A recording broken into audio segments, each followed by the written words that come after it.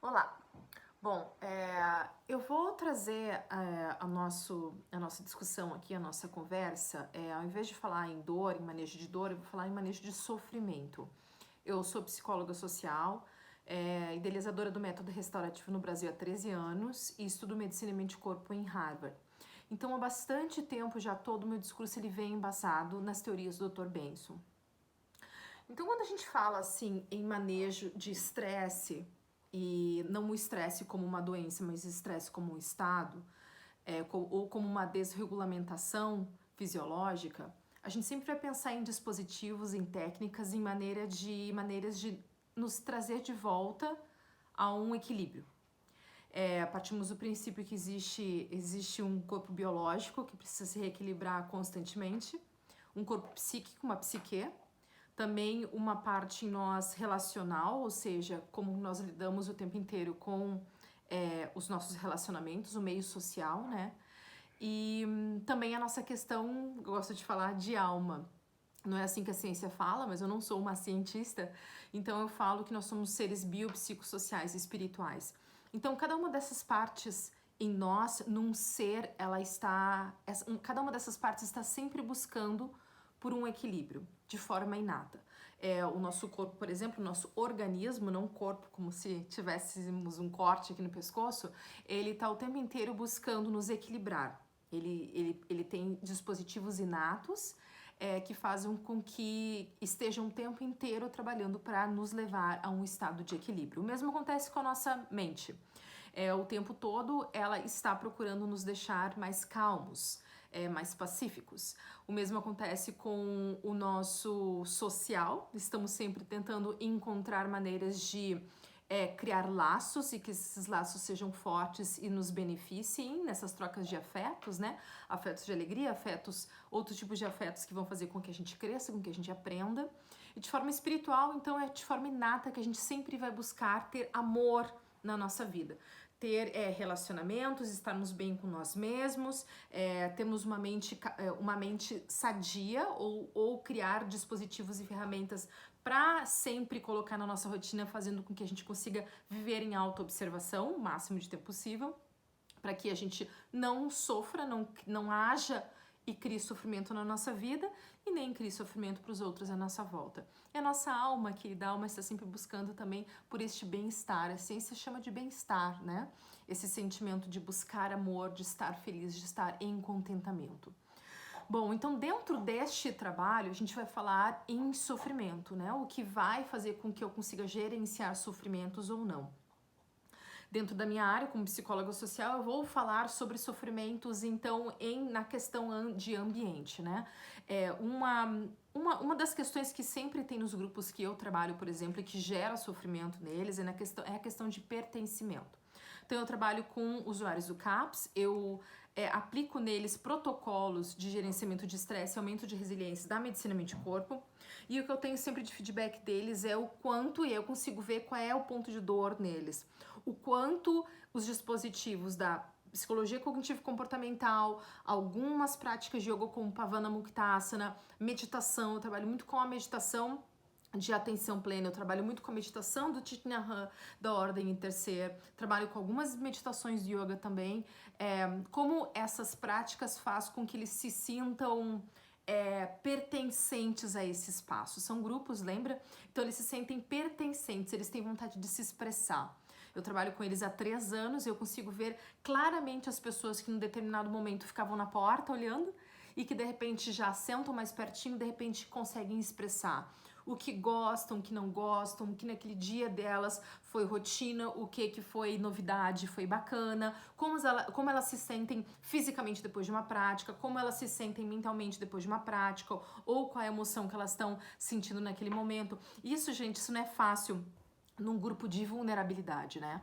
Então, o que eu percebo lá também? Muitas pessoas dizendo após as práticas restaurativas, que eu vejo elas como restauração, é um descanso seguido de uma meditação deitada, eu vejo o pessoal em depoimento ou colocando exatamente nesse diálogo final, nesse grupo, né? Aqueles que começam aos poucos, então, trabalhar essa cognição social, essa teoria da mente e ir aos poucos quebrando esse engessamento, né, de eu não devo dizer nada, eu não devo ter opinião, eu não devo querer nada. Lembra, é um grupo de vulnerabilidade, né? É minha experiência, a experiência que eu tenho com esse grupo. E mesmo dentro dos grupos do yoga, de professores de yoga que eu trabalho muito, muitos têm formações extremamente rigorosas e engessadas que não os permitem dialogar, não os permitem refletir sobre uma certa tradição, um certo texto, não os permitem discordar, por exemplo. Então a gente começa a ficar todos muito rígidos, né? E dentro de um grupo de vulnerabilidade como os usuários do CAPES, isso é muito visível, quanto isso é danoso para eles, né? Então, tanto que a gente tem como regra, por exemplo, neste grupo, perguntar o que este grupo quer naquele dia, o que ele quer na próxima semana, para que ele possa expressar o que ele acredita ser bom para ele. Então, isso, gente, isso não começa na primeira vez que a gente senta com um grupo assim, por exemplo. Isso vai acontecer com o tempo. Você, no caso, eu facilitadora, eu tenho uma postura, um trabalho todo supervisionado e de protocolos extremamente profundos e com muito estudo e com muitas provas, enfim, e fazem com que eu tenha uma experiência de saber como lidar com esses grupos em desvantagem social, né? Então eles vão aos poucos criando um laço comigo de confiança. Na psicologia a gente chama de rapport, mas eu gosto de chamar dentro do meu trabalho de um laço mesmo de afeto. A gente vive experiências de prazer, a gente vive experiências, às vezes, de dor na hora de compartilhar alguma percepção ou a hora que evocou algum sentimento, alguma memória e quer compartilhar. E então a gente vai, com o tempo, elaborando e criando esta troca. Eu trago algo para eles que influencia e os muda essas pessoas, e elas também trazem algo que vai mudar a mim também. Então isso é uma troca. Nunca é só eu dando algo ou eu ensinando algo. Eu aprendo muito, muito, muito em trabalhar com grupos. Eu amo trabalhar com grupos. Então o que acontece?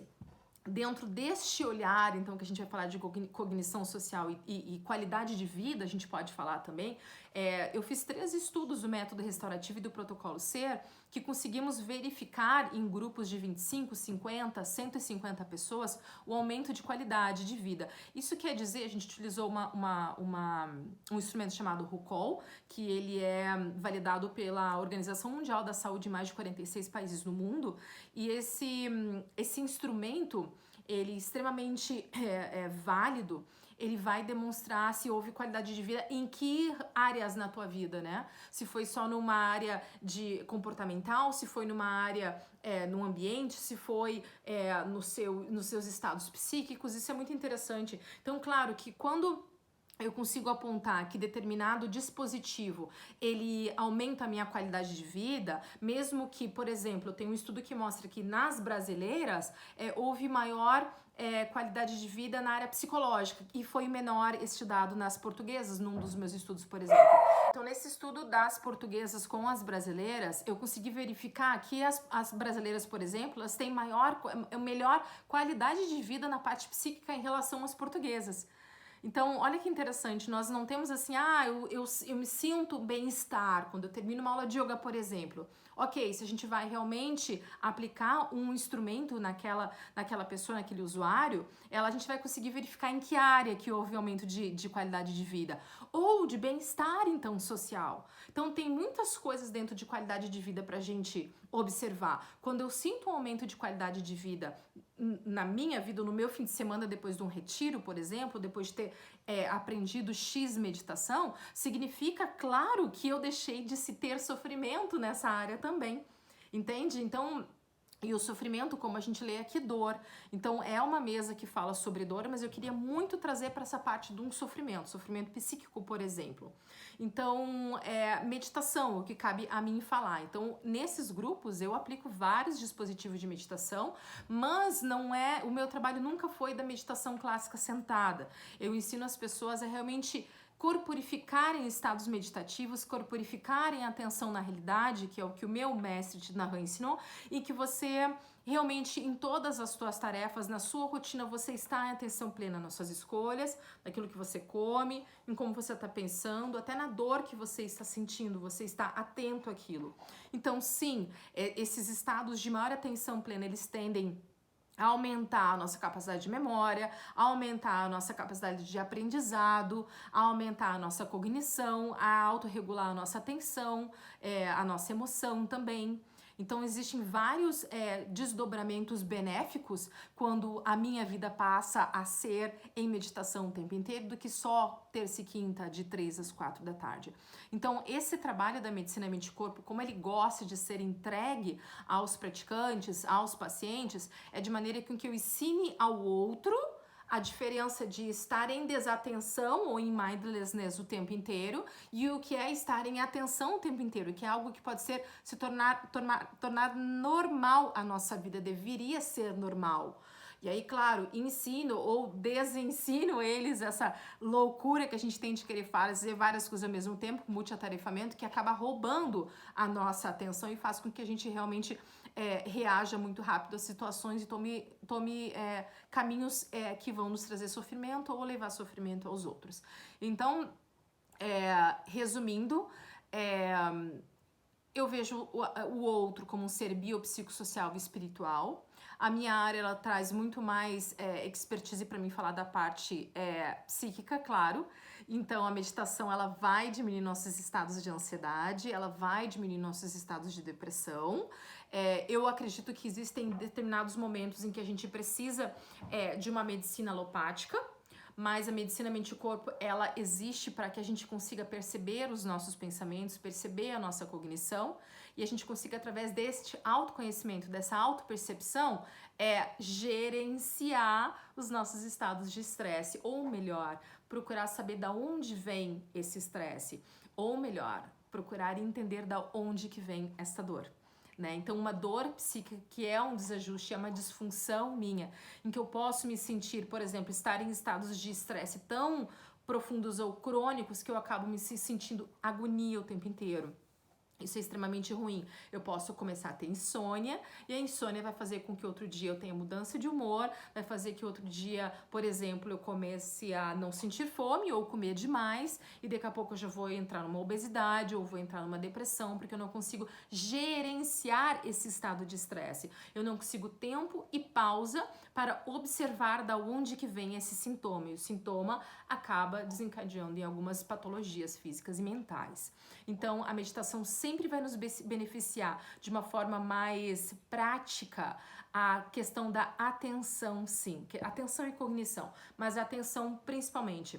No momento que eu tô atento, não quer dizer atento só à vida, mas eu tô atento ao que o outro está falando. Então eu tô escutando ele e não ouvindo ele fazendo outras coisas, e isso pode fazer com que eu acabe achando que ele falou uma coisa e ele falou outra.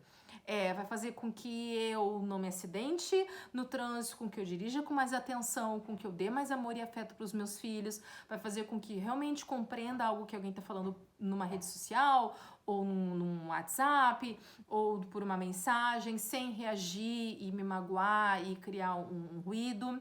Vai fazer com que eu perceba o que eu tô me alimentando de todas as formas sensoriais, o que tá entrando pela minha boca, o que tá entrando pelos meus ouvidos, o que sai da minha boca, como, né, o que eu como de alimentos mesmo, mas como que eu falo, como que eu converso com as pessoas. Se fala tanto nos protocolos de mindfulness de compaixão, de escuta amorosa, de fala amorosa, né? São todos discursos muito, muito, muito incríveis do budismo. E a gente da psicologia acaba aprendendo muito com essas filosofias. Então, sim, a meditação ela vai trazer benefícios para essa dor psíquica. A meditação faz com que a gente se autoconheça e se autoperceba. E existe também, de forma inata, uma autorregulação no nosso organismo. Então, quando eu começo a estar atento ao que está acontecendo em mim e ao meu entorno, eu começo a tirar o peso que algumas questões têm, eu consigo olhar para algumas crenças minhas profundas, perceber pensamentos automáticos e conseguir dividir em mim, dentro de mim, o que é ilusão do que é dado de realidade. E quando eu consigo tirar o que é ilusão, se algo está me gerando dor, um sofrimento psíquico, por exemplo, e que é uma agonia por conta de uma conversa, um ruído com alguém, isso pode, em algumas pessoas, realmente amplificar muito e criar uma crise. Eu consigo, em meditação, em atenção plena naquilo que aconteceu, eu consigo desmembrar essa crença, conseguir perceber o que é meu e está muito talvez enraizado, como um trauma, por exemplo, e eu consigo perceber um dado de realidade e ver que talvez aquilo não foi tão profundo, ou talvez deixar o tempo correr um pouquinho mais para ter tempo para elaborar aquela situação. O que a gente fala que é utilizar um processo no nosso cérebro que a gente fala de top-down, utilizando o córtex pré-frontal e fazendo com que você tenha um pouco mais de atenção naquela situação, seja um pouco mais racional, conseguindo medir o quanto aquilo pode te prejudicar se for pela esquerda ou pela direita. Agora, no momento que eu não estou atento às coisas e faço muita coisa ao mesmo tempo e posso reagir aqui no Instagram de uma forma, daqui a pouco no WhatsApp noutra, daqui a pouco eu crio um ruído com o filho, daqui a pouco eu esqueço de um cheque que ia cair na conta, por exemplo, eu começo a criar problemas comportamentais, né? Eu começo a amplificar, aumentar um sofrimento meu psíquico, começo a criar uma agonia e isso vai fazer com que talvez, como eu já falei, isso a gente entre numa ansiedade generalizada ou entre numa depressão e acaba tendo que tomar algum psicofármaco e que pode evoluir para uma outra doença mais séria. Então, a meditação é muito interessante quando eu começo a trabalhar esta meditação de uma vida em meditação, uma vida em atenção. Eu diminuo a probabilidade de erros acontecerem. Eu diminuo quando a gente fala do pavio curto, né? Eu diminuo esse processo que é um processo mais rápido, sem paciência, que a maioria de nós utiliza a maior parte do tempo, infelizmente, que é essa modulação bottom-up, é uma modulação que ela é gerenciada pela amígdala e ela vai fazer com que eu tenha respostas muito rápidas. E é aí que a gente começa a entrar em furadas, né? É aí que a gente começa a escolher rotas que a gente não devia escolher porque nós não estávamos atentos, a gente só reagiu muito rápido. Então, eu acho que é isso que eu poderia colocar por aqui. Queria deixar um abraço grande para todo mundo, agradecer mais uma vez a possibilidade de estar aqui compartilhando.